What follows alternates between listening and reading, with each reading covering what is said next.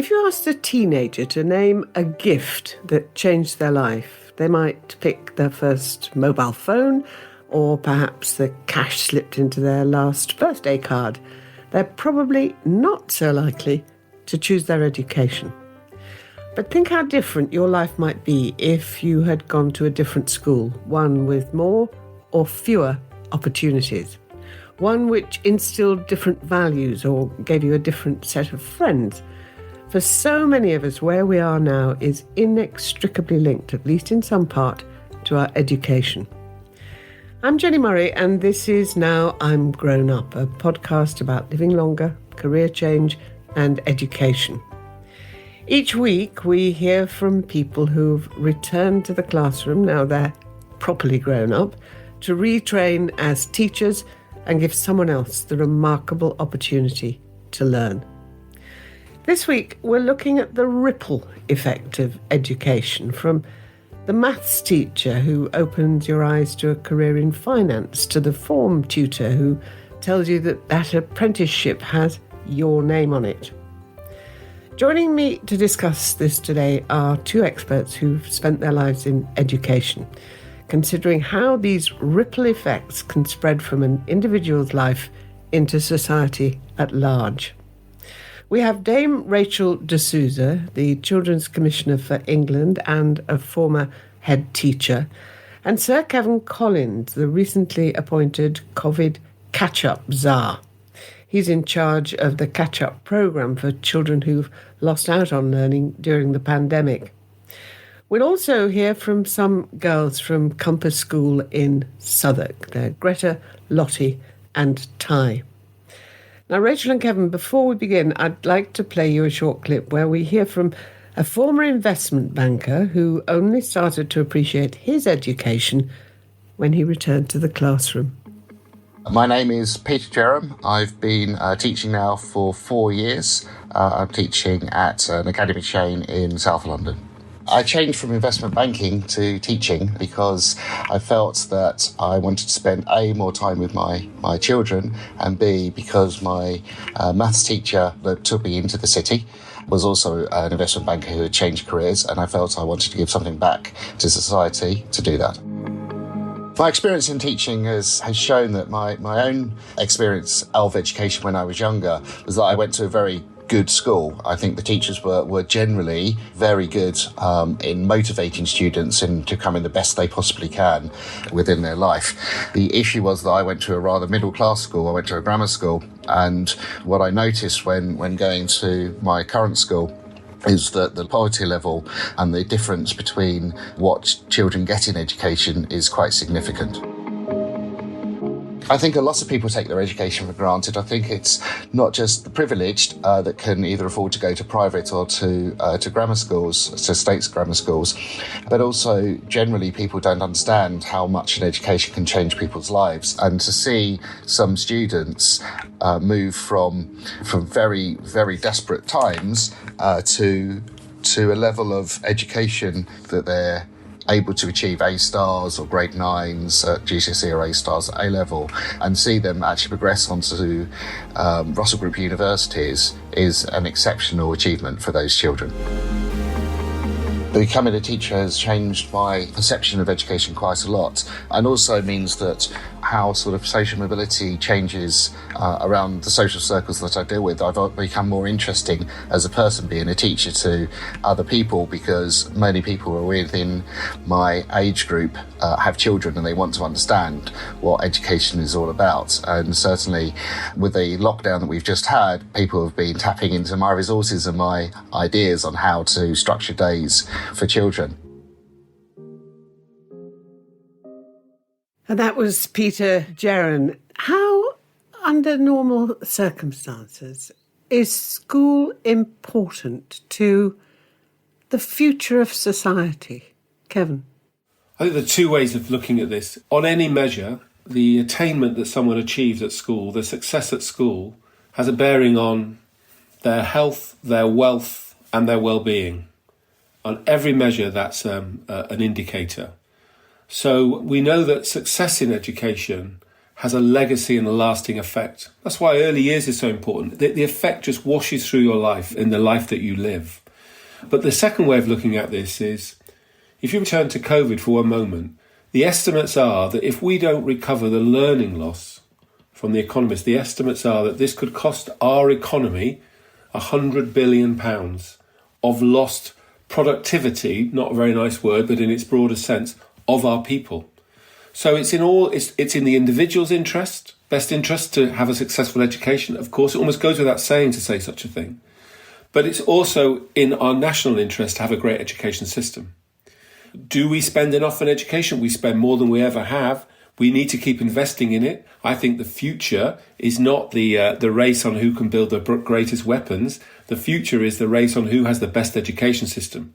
Knowledge really matters. And that's why families stretch as they do to get tutoring. But it's going to be, if you like, the new arms race is the new knowledge race. And where do we want to be as a nation, particularly in the new future for this country? We must be a successful education country if we're going to be a successful economy and a happy and successful people. So I don't think anything matters more. I would say it would not. The most important thing we do is educate our children. Let's just have a listen to Lottie, who was one of the children I spoke to earlier. And she told us how she had really struggled over the last year, both socially and academically. Well, my household is very chaotic, and my online school, it dropped. Yeah, it was very chaotic. But mostly I didn't actually learn anything in online schooling. So when I came back to school, I learned a lot, and I realised how much I missed education, how much I missed talking to actual people. Greta, what did you miss most about that period when you had to be home? Last year, during the first lockdown, I had this feeling that I was falling behind, and I wasn't receiving the amount of education that I should have received if I was in school, in physical school. So how quickly do you reckon, Kevan, these kids are really going to be able to pick up? So I think what you hear from that, Jenny, is, again, it's so sad to hear Lottie's story, but you hear the deep ambition and desire children have to succeed. And every time I meet in young people, that comes through. So it's our responsibility to help Lottie and Greta pick up as quickly as possible. And the other thing you hear is that there's a huge variation in experience. So I wouldn't like to declare that there's a given number for every child. Some children are going to bounce back quite quickly because of the support they've had and the support they have at home and from the school. Others, it's going to take time. I think we should be planning as a country that this should take. We should be planning for a few years here. There are some examples when the terrible events happened in New Orleans after Katrina. They found it took them about 3 to 4 years to recover the loss. There are other examples as well. So I think we should be planning for the medium term. We should hope for the best, but we should plan that it will take at least 3 or 4 years to be sure that we've done what we can for our children. So, Rachel, with the ripple effect that this has happened so dramatically at the moment for so many children, how do you anticipate it's going to affect their lives in the long term, that they've had this terrible shock? I think that's a great question, and I've talked to lots of young people, and I think first off agree with Kevan that they've been running back to school and are really keen about getting back to their education. And in some ways, those of us who've worked in education and worked with young people know that motivation is key. It's amazing what you can do if you're motivated. So we have to harness that. I have great faith in our nation's children, and I think a lot of what we have to do is be the adults and help frame this for them. They look to us for answers. And I think certainly some of the things I've talked to young people about are that, what you've been through, you're amazing. And actually, you've been so resilient and strong and you've overcome this. And when this happens, because something will happen when you're older, you'll know how to deal with this. So I think we can actually we can recognise the issue, but we can also recognise our children's resilience and actually help them use this to be strong and show, and be proud of what they've achieved. I mean, we've had, I've seen so many examples of young people getting involved with, helping the food banks work and helping schools with so many things and peer-on-peer things. So, I don't think it's all doom and gloom. But mark my words, I've got a survey out to the Big Ask to the whole of England's children, and the first 20,000 or so results are coming in, and mental health, anxiety and worries about education and worries about their future are featuring big. Sitting with that is a great ambition, and a great desire to have a flourishing and successful future. So I think the challenge is on us as the adults to make sure that happens. And we have to take this seriously, all of us join together and do what needs to be done. But Kevan, we know there is disadvantage now for everybody, no matter how well supported a child is. But how much extra work is going to be having to be done for those kids who are simply disadvantaged? They're disadvantaged at home. They haven't had all the stuff that they needed to study in the period they've been away. How can they be helped, the ones who really do suffer disadvantage? Interesting, Jenny, before the COVID, we'd had about 8 or 9 years where we'd been narrowing the gap between the disadvantaged and non-disadvantaged children, which we should be proud of because that's unusual in global terms. Sadly, I think COVID on the data has probably wiped out that work. But that does mean we know what to do. And it's about being very precise and following the evidence really carefully. It's about our best teaching, additional support where children need it, and then these wider enriched experiences in their lives. I think that the focus must be on making sure that what we don't end up with is a legacy from COVID of growing inequality. Yeah. If I just take one example of tutoring, we know that about 25% of children in England and 40% in London already have tutoring in their lives. That's because their families can afford it.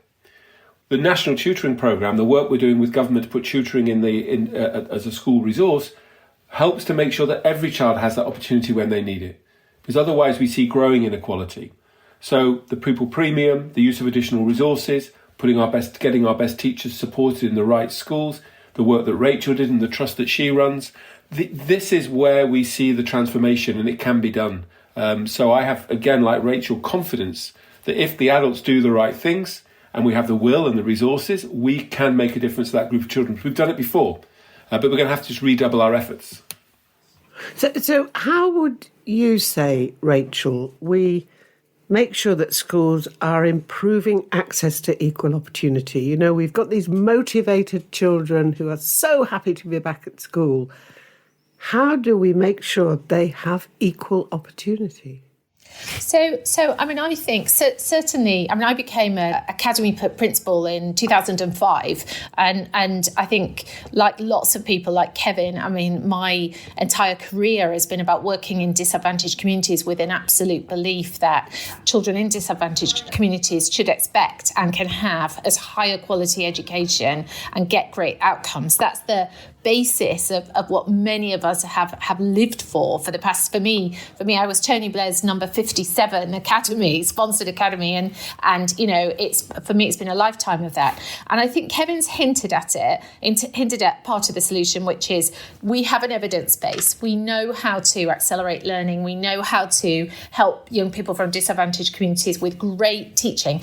Bottom line, it's not magic. It's time in front of a great teacher or even a good teacher is what's going to do it for you, right? But I think we have to recognise the other things around disadvantaged communities. So, there might be issues around food and hunger, and we have to think about how we solve those. In my schools, we'd always have breakfast club on. When we had the extended day, we made sure everyone got tea, and actually did that before they did homework, before they did their activities. So there are very practical things like that, because you can't learn if you're hungry. So that's really important. But also there's something about ethos and belief and encouragement. And we have to, but whether it's the teachers and head teachers engaging their communities, engaging all the people who work work with young people to have a real sense of belief, and yes, they can. I know this because I'm a steelworker's daughter. I was on free school meals. My father was striking, was on strike, and I had no food. I was one of 5. I only had one set of clothes. The story. But I knew that education would see my path through. And so, I did it and was first to go to university. So I knew it could be done with great teachers. It is harder now. I think there are things about my life that were very simple. I was in a really lovely, supportive working class community, even though there were financial struggles. Now these young people have to cope with social media, what's on telly, and also worries that will we be worse off than the next generation? So we need to be really strong in helping lay the path out and reassuring young people and showing them that this is the way. The children I've spoken to today are very aware of where they want to go and the kind of help they will get from education. Let's just listen to Tye, who told me how she hoped the lessons she was learning at school would support her in her goal, which is to become a journalist. I've always been interested in journalism, so I'm really hoping that because I want to finish university and I want to go on to sort of do professional journalism and stuff. So I'm really hoping that if I try hard enough, then I can get the qualities I need to become a journalist. English is obviously a key part of journalism. So I do try my best in English. And then Greta, what about you? How do you look forward to the future? How might the education you're getting now direct the way you go? I think that I quite look forward to my future and what is awaiting for me. And I think that now it's the moment that I need to be really, really concentrated on my education. My dream is to study at Oxford University. And so, of course, I need to start to learn and to study quite seriously from now until when I will be able to try and enter in Oxford, because of course it's quite a difficult university to enter on, and so of course you need certain qualities. They're very ambitious, these young people, and obviously very, very hard-working. Kevan, how much are older teachers really helpful in this kind of work where children are hearing from a teacher who almost looks like a grandparent, maybe, if it's an now teacher, rather than a young person who's closer to their age? What difference do you suppose that makes to helping them plan their life? It makes me think about obviously in the work that I do and Rachel does, I love young people, but they can be overrated. There's something wonderful about the older people in the world as well, and I include, the people that have helped guide me through my life. So I think what was interesting about your question, Jenny, was you talked about the education in someone's life and how that helps guide through to the ambitions that we heard from Greta and Tye. So I think the first and most enduring teacher in your whole life are your parents. And it really matters the environment in which you grow and thrive with your parents. Schools then really do make a difference. People somehow like to downplay, but school matters. And I think what we've learned so much from the COVID experience is just how important school is, not just for the support in academic life, but in building the person you are in terms of the social experiences and the relationships and the peer work, just being the person you're going to be in that phase. And then the third area of life that so much matters is your community, where you grow up, who you're with. And I must admit, one of the sadnesses about childhood compared to my own childhood is that third space when you used to explore the community in your own terms, on your own, in a free but protected and safe way. That's been curtailed, and young people don't have so much time out and about in their communities as they did for all sorts of reasons. But I think when we talk about education, we must put school in centre stage, but it's not the whole stage. Families matter so much. Schools and the wider community, that's what creates an education, and that's what will determine whether our children meet the ambitions that they've said they describe, which are always wonderful and dreams, and how do we together deliver, I think, is rather than just pointing all the finger always at schools. Having people in Now Teach, while I've got the moment, I think it's brilliant. I've got friends who have done Now Teach. I think this whole idea of another part to your life, but also for young people to meet a different range with all sorts of experiences can only be enhancing. We need a range, we need diversity. We know that in every aspect of life, diversity adds value. It should be the same in our teaching workforce. Rachel, you were nodding. Yeah. Just to come in, so first of all, I'd say, I think for so many of us, and especially kids from disadvantaged backgrounds, that teacher figure can be the sort of figure that shows you a way through that you might not have even, you might not see in your own community. So there's that. In my last role, I had Now Teachers in my schools, Now Teach teachers, and we had a banker who'd come to near the end of his, he was in his 50s. I mean, still a very vital, great guy, and he was in the Hewitt School, and I mean, the kids were fascinated by him. They wanted to know how he'd done it, and as well as doing their lessons, the questions he used to get and the kind of richness of the discussion was great. So I think never underestimate the power of a teacher. And I bet all of us, if I asked both of you to think who was that great teacher or who was the one who influenced you, I've got mine. So those Now Teach teachers with all that worldly experience, I think, are even more powerful. So I mean, I think it's great. The older teacher is a wonderful thing. I've got mine. Have you, Kevan? I certainly have.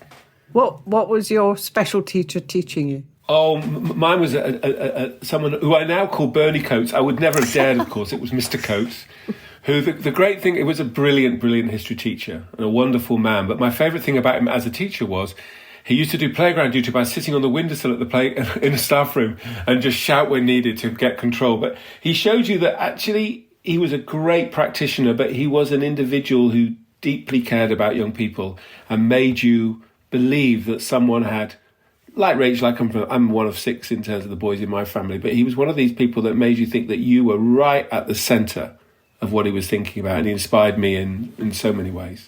It's interesting. Again, the children I've been speaking to, they're very conscious of what school and a great teacher adds on to, yes, the typical subjects, the maths, the geography, the history, the French. So let's just listen to Greta, who told me what she learned at school outside of the expected subjects. When you're in school and you're learning, you're not just learning skills for a job or things that you learn in the subjects that you're studying, but you also learn other things that will help you quite a lot in life, such as teamwork, or resilience, because maybe you will learn to be resilient during maybe a difficult math test, and then when you will be older in your life, you will be able to keep positive. So Lottie, how important is school for preparation for your future? School is very important, because without school and without education, I wouldn't realise there's so many bad things going on in the world, and there's actually quite a lot of good things going on in the world. And without education, I wouldn't realise how much I needed people, how much I needed friends, how much I needed socialisation. Basically, school just makes you learn, not just education. It makes you learn a lot about the world and about yourself, and it shows how blind you were before school and how it matures you. I like that. That's good. I like that. That's good. What is then the best gift a teacher can give to a child? Kevan? As a teacher, I always thought the best gift I could give children, I think there were 3 things. The first was I had a responsibility to support their learning the best I could. And there's a whole craft about that, actually, science about that. And I had a responsibility to bring that to bear. It's not that I could just be myself. I had to do more than that. I had a technical set of responsibilities that I had to understand and deliver. So that's my first responsibility. The second is I had to learn how to and develop a capacity to really engage with and talk to children and be not their friend necessarily, that was important, but more that I could have authentic conversations with them about their lives and their learning. And that takes effort, actually. It's not just having again, you have to think of it. It's the technical phrase that people teaching will know, dialogic discourse. It really matters, the kind of conversations we have with children as teachers. And then the third, of course, is, and we shouldn't be ashamed to use the word love, the third is about the way we generally demonstrate we love our children. We care for them deeply, and I think that's the main reason most people want to teach. But also, I do think it's not just an art, it is a craft, it is a science. And my responsibility is to bring all those things to bear, I thought, to be the best teacher I could be. So Kevan, Dame Rachel, thank you both very much indeed. And work hard, won't you? Both of you. We will. Thank you very much indeed for being with us.